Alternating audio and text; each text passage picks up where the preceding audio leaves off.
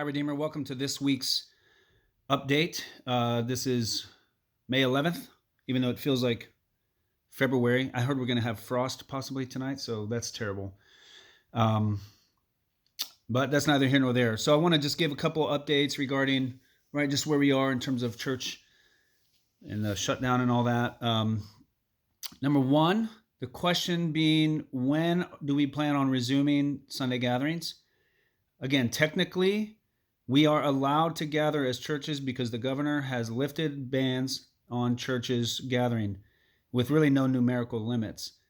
The limits that are in place are we are still under the obligation to observe CDC guidelines like social distancing, and that's the main one. And so that's a complication. We have some other complications. Cedar Rapids doesn't have a facility right now. There's some possible backups. But here's the deal, and I'm going to get out a letter to the whole church, just breaking this down. Here's where we are as a pastoral team. Here's what we'd like to do. We'd like to have two phases. Phase one would be basically May, where we continue doing online services. We encourage you, to the extent that you are comfortable, to begin to invite more people into your homes. And technically, those are religious services, so it's completely under, from my perspective, legal. It is legal to do that. So to the extent that you are comfortable and feel like you can stay within the confines of what's being required of the law, and I'd love to be a counsel to you in that, instead of moving immediately toward a large gathering, but to really encourage, and maybe even around groups, to gather, begin to open up your homes. We've been having people over at our house for service for the past month. We run about 10 people. And that's been good. So I want to encourage that. So number one, continuing online services. Number two, encouraging, opening up our homes to others in the church or even outside the church to begin gathering in slightly larger numbers. And then also we're going to open up our Thursday night recording service for people to come, and maintaining social distancing and really strip down. We're not going to have kids ministry. We're not going to have greeters, even all that. Just come, and we'll have some chairs, blocked off so we can have appropriate distancing, and just come. But just know this, I can't imagine there'd be that many people there. It's on a Thursday night, and we do that at the Cedar Falls location. And we usually start the recording around 6 p.m. And is that right? 7 p.m. Sorry. We begin rehearsing and things like that. The band is there before that. So 7 p.m. And just know, if it ends up being tons and tons of people, we'll just have to turn some folks away. There's some limits to what we can fit in there, but that's phase one. Continuing online services, encouraging gathering in homes, and opening up that Thursday night to people that would want to come to that. Phase two would be a Sunday morning gathering live at each campus. And there's a lot of details to be worked out, so we have a few weeks to kind of figure that out. What do particular ministries look like? What does seating look like? Hopefully, by then there'll be some more progress. Also, it seems like every week the government is loosening restrictions and opening some more things up. We believe that will also lead to people growing in their comfort level. 70% of our church basically expressed willingness and desire to go ahead and meet with very little reservation. And so we're looking at June for that, right? So we got to figure out things, a lot of stuff. Where does Cedar Rapids meet? What do certain ministries look like? And then that's also operating within constraints of social distancing and things like that. So phase one is right now is May. Phase two will be June. And so we will detail that as time comes. And that could change. That could be bumped out, or it could come quicker depending on, how things go. So we're really kind of adjusting on the fly here.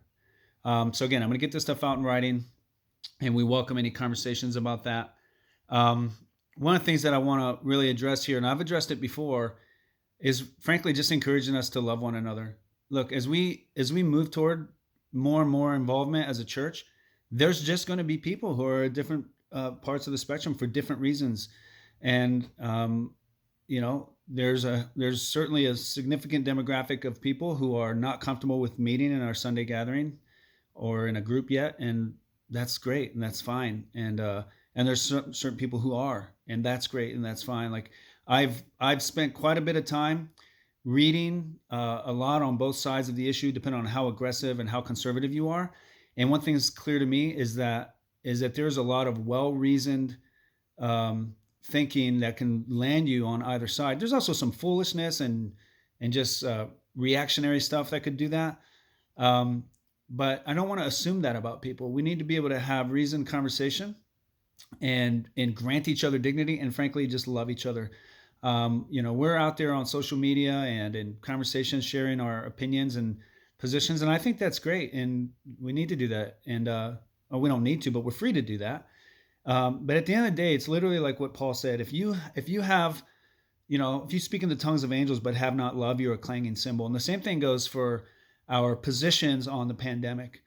And I just want to encourage us and really urge us in that, like, yeah, the world is watching what our positions are as a church and what we think. They're also watching how we treat one another, how we love one another, and we can really grow, and our ability to communicate difference with not just a tone but an actual perspective of love and nuance, and just um, granting one another the benefit of the doubt.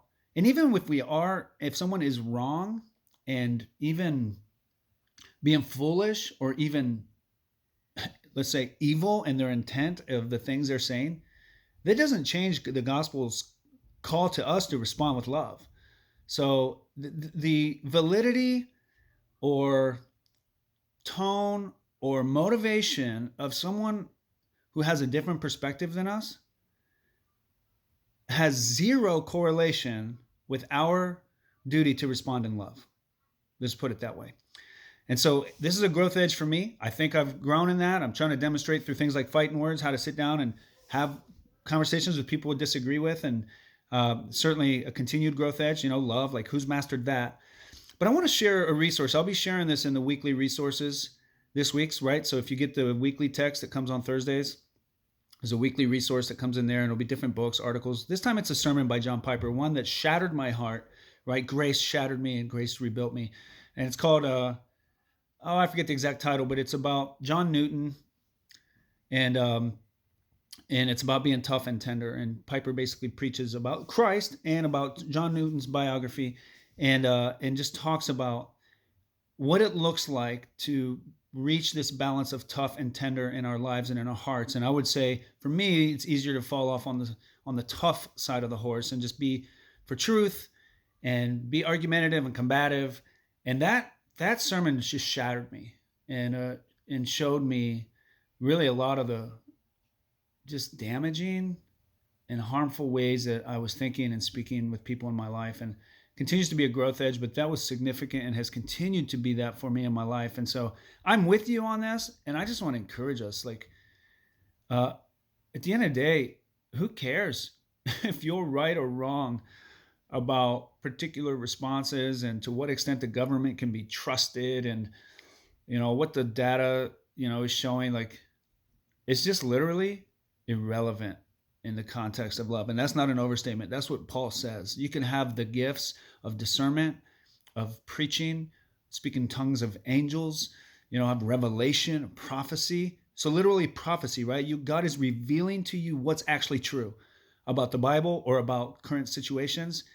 And he says it's noise without love. And so it's nothing.